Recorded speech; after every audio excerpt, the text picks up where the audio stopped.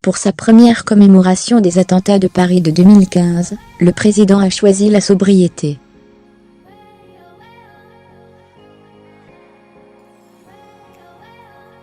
Recueillement et silence. Pour le deuxième anniversaire des attentats du 13 novembre 2015, les organisateurs ont choisi la sobriété.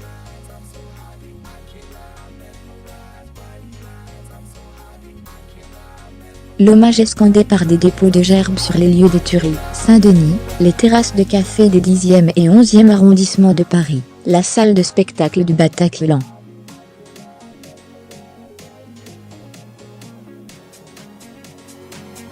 Pas de discours du président de la République. Un lâcher de ballon clôt l'événement.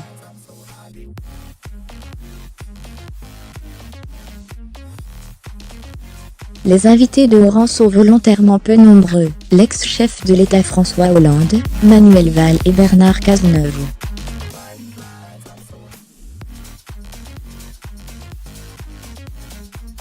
Même la délégation gouvernementale a été réduite, avec le ministre de l'Intérieur Gérard Collomb, la garde des Sceaux Nicole Belloubet et Elisabeth Pelcet, la déléguée interministérielle à l'aide aux victimes.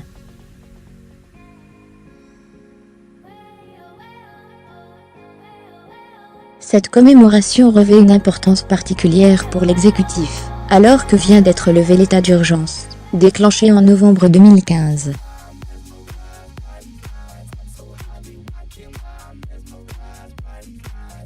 La nouvelle loi antiterroriste intègre dans le droit commun plusieurs mesures de cet état d'exception.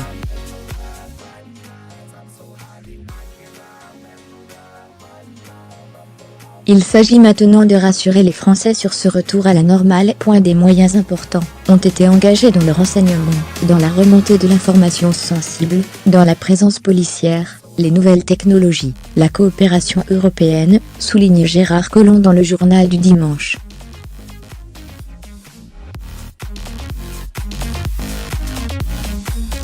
En déplacement la semaine dernière à Abu Dhabi, Emmanuel Macron s'est félicité, de son côté, du recul des djihadistes en Syrie.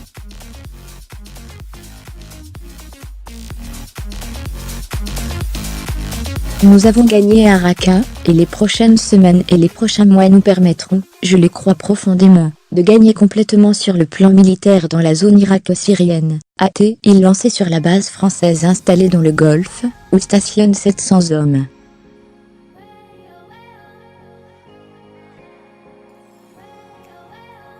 Le combat contre le terrorisme n'est toutefois pas terminé, a poursuivi Emmanuel Macron.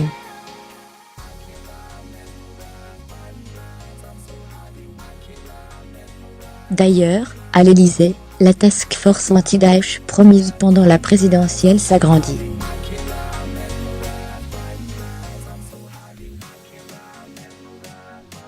Placée sous l'autorité du préfet Pierre de Bousquet de Florian, la coordination du renseignement et de la lutte antiterroriste compte une trentaine de conseillers, soit le plus gros pôle au sein du cabinet, fait-on observer à la présidence.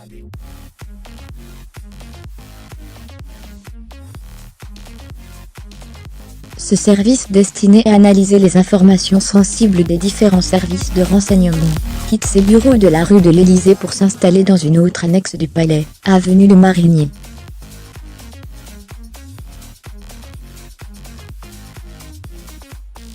Des travaux sont en cours, pour disposer de plus de place, et d'un meilleur niveau de sécurisation.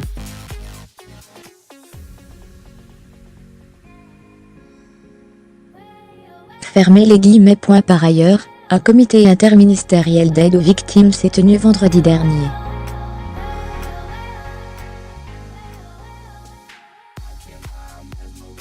C'est le Premier ministre Édouard Philippe en personne qui pilotait la réunion, en présence de plusieurs membres de son gouvernement.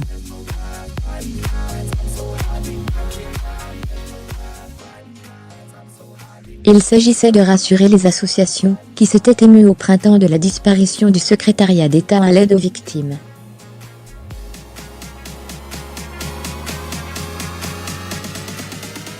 Pour les chefs de l'État, cette célébration du 13 novembre pourrait être la première et la dernière.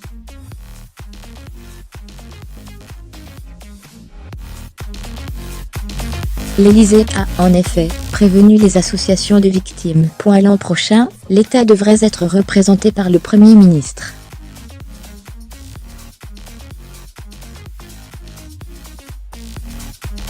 Le chef de l'État a rendu hommage aux victimes de Nice, le 14 juillet. Il est présent le 13 novembre.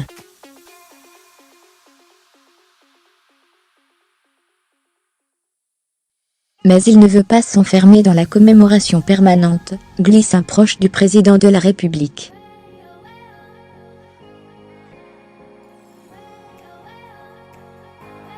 Nouvelle prise de distance avec son prédécesseur ? François Hollande, justement, a profité de son passage dans l'émission Vivement Dimanche de Michel Drucker, sur France 2, pour revenir sur les tristes événements qui ont ensanglanté son quinquennat.